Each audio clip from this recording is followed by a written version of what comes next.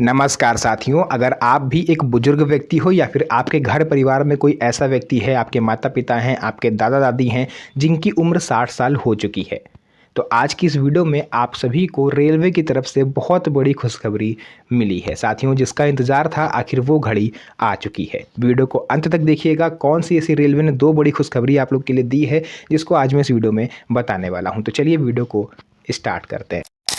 तो सबसे पहले तो मैं आपको ये बता दूं कि आखिर सीनियर सिटीजन कहते किसको हैं। तो देखिए, सरकार की नज़र में आप बुजुर्ग तभी माने जाते हो जब आपकी उम्र, यानी अगर आप पुरुष हो तो 60 वर्ष और महिला हो और 58 वर्ष आपकी उम्र हो गई है तो आप वरिष्ठ नागरिक की श्रेणी में आ जाते हो। एंड जैसे ही आप सीनियर सिटीजन की कैटेगरी में आ गए, सरकार की तरफ से कई सारे ऐसे फ़ायदे हैं, जैसे चाहे वो बैंकिंग से रिलेटेड हों, चाहे तो ट्रैवलिंग से रिलेटेड हों या फिर फाइनेंशियली हों, आपको ये सभी फ़ायदे सरकार देने लगती है। जिसमें से बैंकिंग सुविधाओं की अगर हम लोग बात करें तो आपको आपकी जो जमा पूंजी है उस पर एक्स्ट्रा इंटरेस्ट गवर्नमेंट जो बैंकें हैं, आरबीआई की तरफ से निर्देश है, वो आपको देती है। सीनियर सिटीजन अकाउंट अगर आपका खुला हुआ है तो उस पर आपको एफडी में भी एक्स्ट्रा छूट मिलती है। बहुत से ऐसे सुविधाएं हैं, लेकिन आज हम लोग बात करेंगे रेलवे कौन सी सुविधाएं आपको देने जा रहा है। तो सबसे नंबर 1 पर आपका आ जाता है लोअर बर्थ कोटा। अब आप में से बहुत से लोग सोचोगे ये तो हमें पहले से ही पता था। बिल्कुल नहीं पता था, क्योंकि जो मैं नई जानकारी देने जा रहा हूँ उसके बारे में सुनिएगा। लोअर बर्थ कोटा का आरक्षण आप लोग के लिए बढ़ाया जा रहा है। रेलवे नए साल से सभी सीनियर सिटीजन के लिए रेलवे के लोअर बर्थ कोटा का आरक्षण बढ़ाने जा रहा है।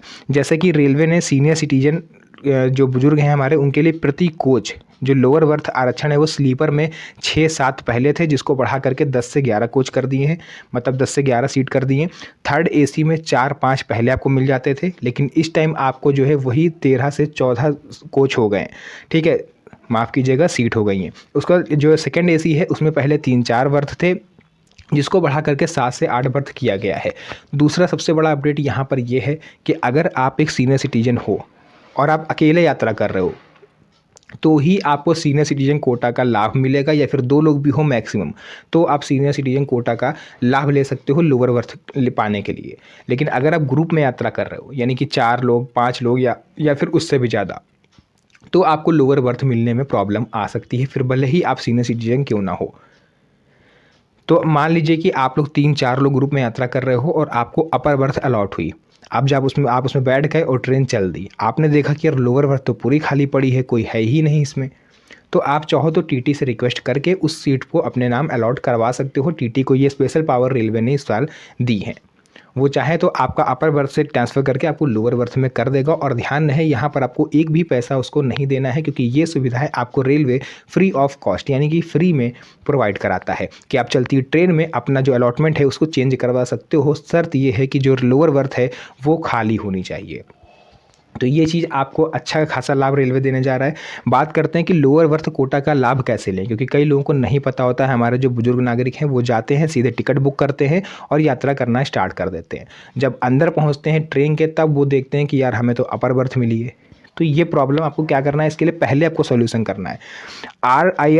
IRCTC यानी कि जो रेलवे का ऑफिशियल ऐप होता है, जहाँ से आप जो टिकट है वो बुकिंग वगैरह करते हो, तो वहाँ पर आपको सीनियर सिटीजन कोटा सेलेक्ट करना है। ध्यान से सुनिएगा, सीनियर सिटीजन कोटा जब आप सेलेक्ट करोगे, उस पर आगे टिक करोगे, तो जो उनका ऐप है वो ऑटोमेटिक अगर लोअर बर्थ अवेलेबल है तो आपको दे देगा।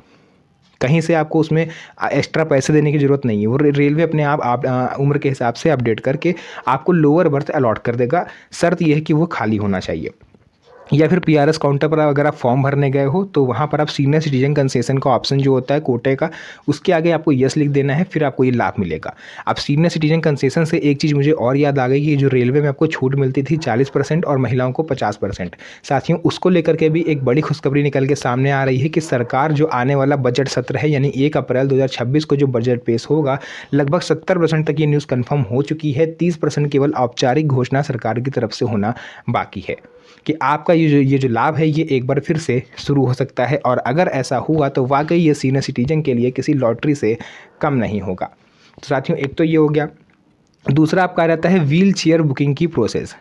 अब देखिए, कई सारे हमारे बुजुर्ग ऐसे हैं जिनको चलने फिरने में दिक्कत होती है। फैमिली के साथ चाहे ट्रैवल कर रहे हो, चाहे वो अकेले ट्रैवलिंग कर रहे हो, उनको किसी के घुटने में दर्द है, किसी से चला फिरा नहीं जाता, किसी का वेट ज़्यादा है तो उनको चलने फिरने में प्रॉब्लम हो रही है। तो ऐसे लोगों के लिए रेलवे ने एक नई सुविधा शुरू करी है। हालांकि अभी कुछ स्टेशनों पर है बट 1 जनवरी 2026 के बाद से लगभग देश के सभी स्टेशनों पर ये सुविधा आपको मिलने लगेगी। ये होती है व्हील चेयर प्रोसेस। यानी कि जब आप मान लीजिए कि आप टिकट बुक करने पहुँचे, ये ऐसा नहीं कि रिजर्वेशन अगर आप रिजर्वेशन के थ्रू आप यात्रा कर रहे हो तभी इसका लाभ मिलेगा। अगर आप जनरल डिब्बे में भी सफ़र कर रहे हो तो भी आप इस सुविधा का लाभ ले सकते हो। आपको स्टेशन पर जाना है, जहाँ से आप टिकट लेते हो वहाँ पर उनको अपना आधार कार्ड देना है आईडी प्रूफ के तौर पर। वो आपकी उम्र को वेरीफाई करेंगे, फिर आपको एक पोर्टर देंगे अगर अवेलेबल होगा स्टेशन पर तो वो आपको आपके डिब्बे तक छोड़ के आएगा। और अगर पोर्टर अवेलेबल नहीं हुआ तो फिर वो व्हीलचेयर आपको या फिर आपके जो साथ में होगा उसको लेकर के जानी पड़ेगी साथ में। ये चीज़ आप लोग समझ लीजिए, ये एक बढ़िया सुविधा है जिसका लाभ आपको रेलवे दे रही है। लेकिन बहुत से लोग ऐसे हैं कि वो लोग सोचते हैं यार स्टेशन पर हम पहुँचे और पता चला कि जो व्हीलचेयर है वो अवेलेबल है ही नहीं या टूटी हुई है। तो उसके लिए आप घर से भी ऑनलाइन बुकिंग कर सकते हो। उसका ऑनलाइन बुकिंग का प्रोसेस मैं आपको बता देता हूँ।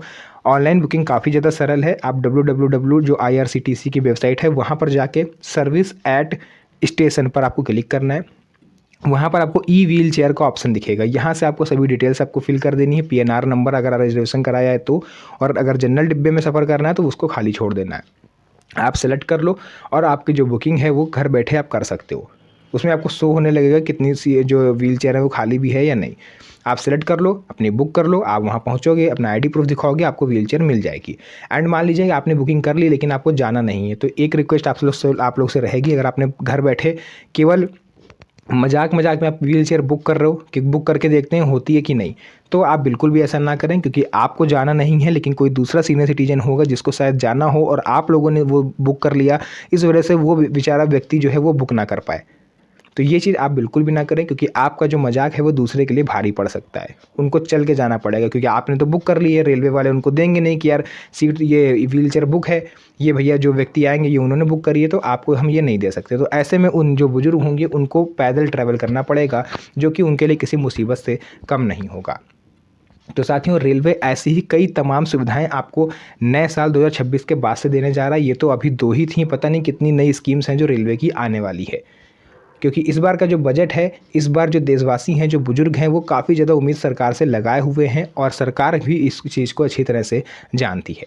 तो जो भी जानकारी थी मैंने आपको पूरा बता दिया है। वीडियो पसंद आई हो तो वीडियो को लाइक करके चैनल को सब्सक्राइब जरूर करिएगा, और साथ ही साथ इस वीडियो को अपने यार दोस्तों रिश्तेदारों तक भी शेयर कर दीजिए ताकि उन्हें भी इन चीज़ों के बारे में पता चले। तो आज के इस वीडियो को यहीं तक रखेंगे, मिलते हैं आप सभी से नेक्स्ट वीडियो में एक और अच्छी इंटरेस्टिंग मज़ेदार वीडियो के साथ। तब तक के लिए धन्यवाद। जय हिंद।